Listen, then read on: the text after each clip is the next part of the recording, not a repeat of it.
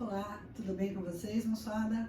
É o seguinte, estamos aqui agora na frente 3 para falar um pouquinho a respeito de geometria analítica. Nessas aulas 29 e 30, a gente fala sobre posições relativas entre duas retas no plano. Dadas as suas equações, como é que você verifica se duas retas são concorrentes, paralelas distintas ou paralelas coincidentes? A gente tem várias maneiras de comparar essas coisas ou comparar essas retas. O que eu vou fazer é resumir essa comparação ou dedicar essa comparação à equação reduzida da reta. A gente na outra aula falou sobre os tipos de equação de reta e para você obter a equação reduzida é só deixar o y sozinho e passar o resto para o outro lado.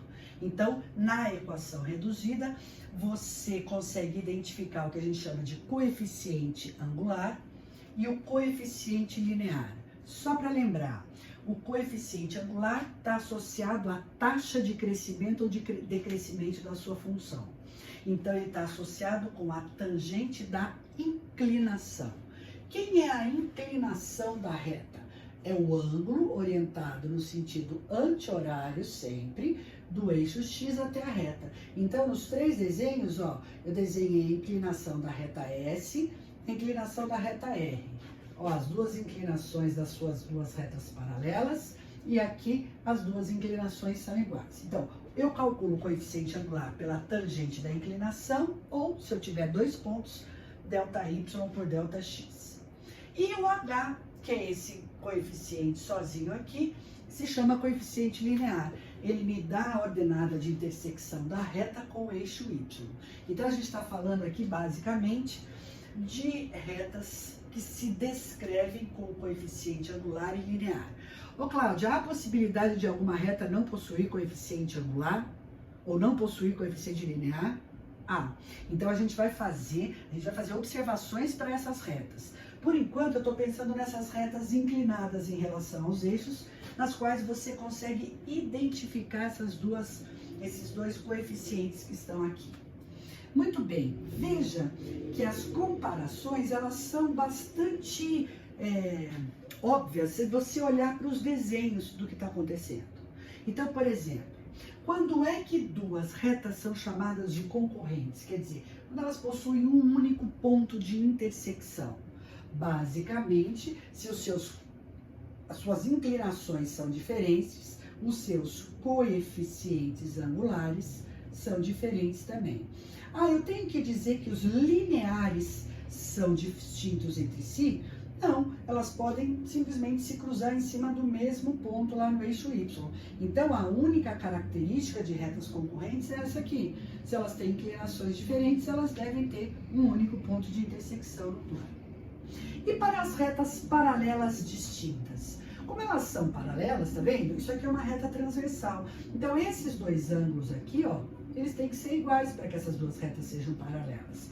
Se as inclinações, esses ângulos, né, inclinações são iguais, os seus coeficientes angulares devem ser iguais também.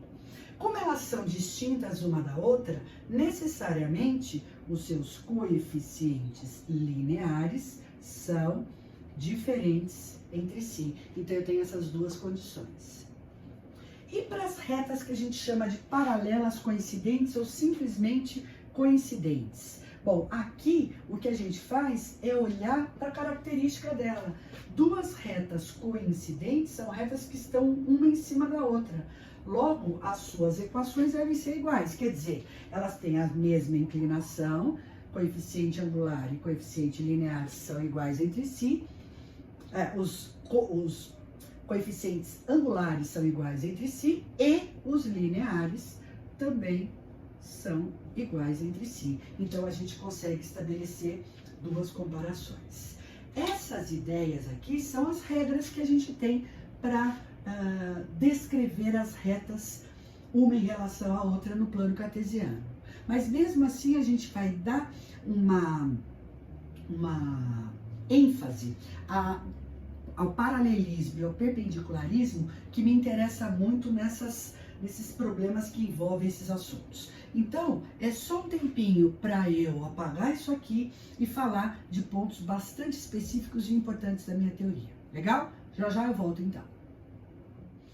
Bom, o negócio aqui é o seguinte.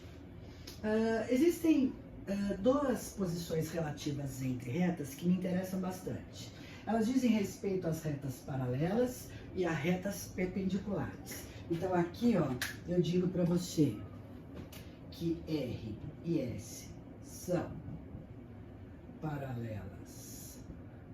Só vou pôr como paralelas. No caso, eu desenhei distintas e aqui R e S são perpendiculares entre si. Muito bem.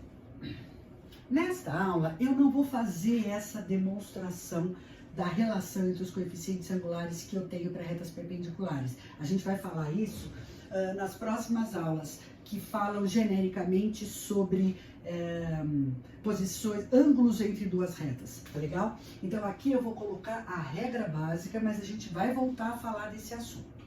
Bom, qual é a história? Quando é que duas retas são paralelas? Quando os seus coeficientes angulares são obrigatoriamente iguais. Elas têm a mesma inclinação em relação aos eixos. Quando é que duas retas são perpendiculares? Quando os seus coeficientes angulares são opostos e inversos. Quer dizer, a relação entre eles é essa aqui, ó. MR vezes MS dá -1. Só para te dar uma pontinha do que eu estou dizendo aqui, essa relação, ela sai desta conversa aqui, ó. Vamos fazer uma associação entre os ângulos. O θR é ângulo externo desse triângulo aqui. Então, ele é a soma dos internos não adjacentes. Aí, para eu falar de coeficiente angular, eu tenho que fazer aparecer a tangente dos dois lados. Então, eu vou usar as relações lá da trigonometria, de soma e subtração de arcos.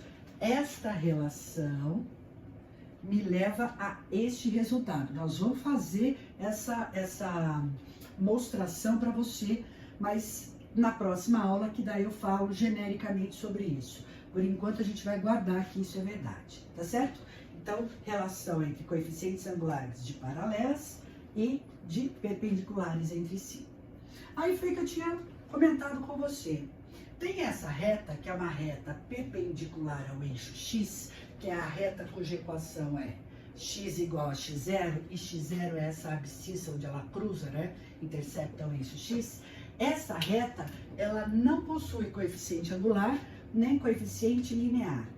Não possui coeficiente linear porque ela não cruza o eixo y, é paralela ao eixo y.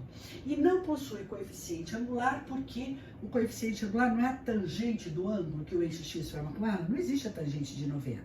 Então, com a equação reduzida, eu escrevo qualquer que seja uma reta que passa por um ponto, por exemplo, pelo x0, menos essa aqui. Esta aqui eu tenho que escrever à parte, porque ela tem uma maneira toda particular de ser descrita.